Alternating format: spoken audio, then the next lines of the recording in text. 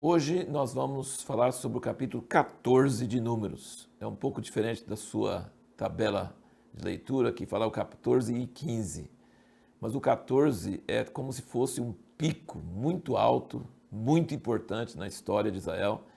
Foi por causa dos episódios contados no 13 e que desaguaram no 14 que Israel ficou 40 anos no deserto e morreu toda aquela geração. E Deus ficou bravo, é como o episódio do bezerro de ouro. E é pela segunda vez que Deus oferece para Moisés destruir o povo e fazer dele uma grande nação. Mostra o tanto que Deus confia em Moisés, que ele pode desabafar desse jeito. Deixa eu matar esse povo todo, que não aguenta eles mais. E Moisés fala, não, Senhor. E aí Moisés dá dois argumentos muito fortes. Eu acho que é importante a gente prestar atenção nesses argumentos que Moisés usa com Deus para acalmar Deus. Ele diz, primeiro, todas as nações ao redor já viram que o Senhor tirou o povo de Israel do Egito com os milagres e sinais, passou pelo Mar Vermelho. Eles sabem que o Senhor tem uma coluna de nuvem de dia e uma coluna de fogo de noite. E se o Senhor destruir esse povo, eles vão falar que o Senhor não conseguiu introduzir eles na terra. Quando Deus se identifica com uma pessoa ou com uma nação, é perigoso você mexer com essa pessoa ou com essa nação. Nós vimos isso no caso de Moisés. Arão e Miriam achavam que estavam falando contra o irmão deles. Você tem uma mulher cuxita e você está se achando único, mas nós também somos importantes. E você se acha só você importante? Mas Deus falou assim, como que vocês não tiveram temor de falar contra Moisés? Ele é meu amigo, ele conversa comigo como nenhum outro. Então, quando você fala contra alguém que tem intimidade com Deus, que Deus se identificou com ele, você está ameaçando o próprio Deus. Cuidado quando você faz isso. E Moisés está usando esse argumento. Ele fala, Deus, o senhor não pode matar Israel, porque o senhor já se identificou com eles. Todo mundo sabe que você tem a nuvem e o fogo, e esse é um perigo. Não pode mexer com eles, vai afetar a sua honra, vai afetar a sua reputação. Mas o segundo argumento que Moisés usa para convencer Deus a não exterminar Israel é a revelação que Deus tinha dado para ele lá na outra vez. Ele falou, o Senhor é um Deus misericordioso, um Deus cheio de recede, aquela misericórdia que cumpre a aliança, mesmo que a outra parte não seja fiel, mas o Senhor é fiel e o Senhor é misericordioso. E aí, com esses dois argumentos, Moisés conseguiu acalmar um pouco a ira de Deus. Mas os 10 espias morreram na hora diante de Deus. E Caleb e Josué ficaram vivos porque eles tiveram coragem de ir contra a maioria e ir contra a lógica humana. Gente, eles viram gigantes também. Eles viram cidades moradas até o céu. Eles viram a mesma coisa que os outros 10. Só que eles tiveram coragem de ter fé e não seguir a lógica. A lógica é, nós não vamos conseguir vencer eles. Mas também pensa na lógica. Nós também não conseguiríamos sair de Faraó, um dos maiores impérios da terra. E Deus nos tirou. Então esse povo também nós não conseguimos vencer, mas Deus é poderoso. Gente, é muito difícil você perseverar crendo quando a maioria não crê e quando a sua própria mente e a razão natural diz que não tem jeito. É muito difícil. E é isso que Caleb e Josué fizeram e por isso eles não morreram. Quando começou essa murmuração, essa reclamação, e o povo assim, nós não temos jeito mesmo, nós vamos voltar para o Egito, nós vamos eleger outro capitão e nós vamos voltar. Moisés e Arão não reclamaram com o povo, não tentaram persuadir o povo e também não falaram nada, eles prostraram o rosto em terra.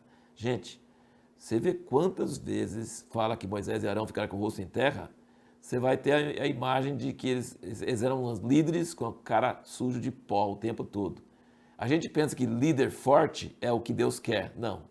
Ele quer líderes fracos que se acham nada e qualquer problema, qualquer perigo estão com o rosto em terra, em pó, diante de Deus. Esses são os líderes, o padrão dos líderes que era Moisés e Arão. Agora, veja bem, nessa crise da ira de Deus, gente, essa ira de Deus não foi qualquer coisa. Moisés conseguiu apaziguar Deus para não matar eles naquela hora. Mas Deus jurou, ele jurou contra um juramento anterior. Ele tinha jurado para Abraão, Isaac e Jacó, e principalmente o juramento tinha sido com Abraão, quando ele ofereceu Isaac, ele jurou que a descendência de Abraão ia herdar a terra. E agora, Deus falou assim, já chega. Vocês atravessaram a linha e essa linha nunca mais, vocês não vão entrar na terra. que eu jurei. Eu juro que vocês não vão entrar na terra que eu jurei dar aos descendentes de Abraão.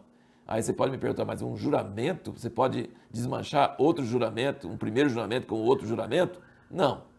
Mas você pode, Deus fez um juramento que aqueles que murmuraram não iam entrar, mas os pequeninos deles, os filhos deles, iriam entrar. Então os filhos deles entrando, cumprem o juramento de Deus para Abraão. Mas Deus jurou que esses não iam entrar mais. Ele falou assim, pode virar.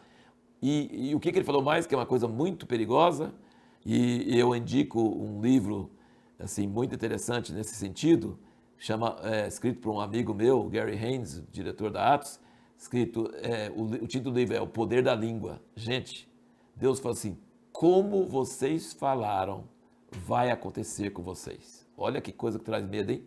Toma cuidado com a língua de ficar murmurando, falando coisa de incredulidade, porque ele falou assim, do jeito que vocês falaram, vai acontecer. Há poder em suas palavras e quando você murmura e reclama de Deus, pode ser que Deus releve algumas vezes, mas se você ficar perseverando em falar, Ele pode dizer, o que você falou vai acontecer com vocês. Ele falou assim, por que você nos trouxe do Egito para morrer no deserto? Ah, vocês querem morrer no deserto? Vai morrer no deserto. Nossos pequeninos vão ser presos. Ele falou, não, seus pequeninos vão vencer os gigantes. Entendeu? Então, assim... gente, aí eles falam assim, não, a gente está arrependido, a gente resolveu que a gente está errado mesmo, aí nós vamos. E Moisés falou, não vai mais não. Não, mas nós arrependemos, nós erramos, nós pecamos, nós vamos. Moisés falou assim, não vai não, porque Deus jurou e ele não vai voltar atrás. E se vocês forem, vocês vão sem Deus e vocês vão perder. Gente, olha que coisa interessante.